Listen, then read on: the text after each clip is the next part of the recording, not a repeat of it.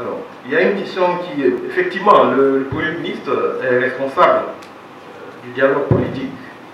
Et je peux vous assurer que depuis que nous sommes en place, nous avons mené un certain nombre de rencontres dans le cadre du dialogue politique.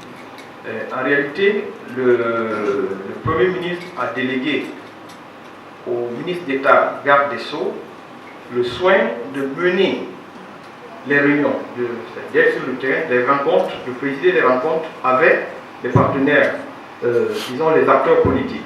Donc il y a eu un certain nombre de rencontres qui ont été tenues effectivement, et le dialogue politique, il n'est certainement pas mort, mais il y a un fait qu'il faut rappeler, c'est que nous sommes dans une situation où, disons aujourd'hui, le dialogue politique, il est plus ou moins, disons, il tourne autour de l'élection, de la tenue des prochaines élections locales.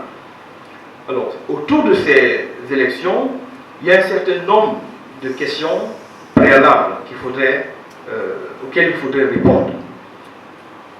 Il y a une certaine dichotomie entre ce que dit notre loi fondamentale et ce que dit le code électoral en termes de circonscription électorale à la base.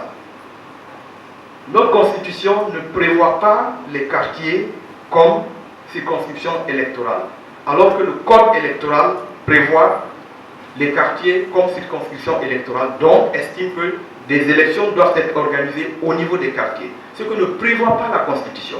Ça, ce sont des faits, des éléments factuels. Et logiquement, et tout juriste vous dira que lorsqu'il y a une contradiction entre la loi fondamentale et n'importe quel autre texte, je crois que de par son nom même, la loi fondamentale s'impose.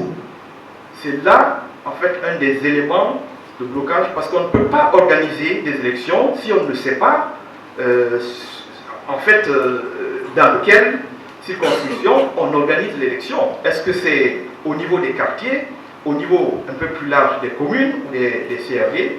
La question de débat, il n'est pas tranché à ce niveau. Et en plus, il y a un projet de code des collectivités qui est aussi en cours de préparation, parce qu'il faut savoir que la CENI, qui est dépositaire, je dirais, du code électoral, puisque c'est elle est responsable de faire les élections, ce n'est pas elle qui détermine l'organisation administrative du pays.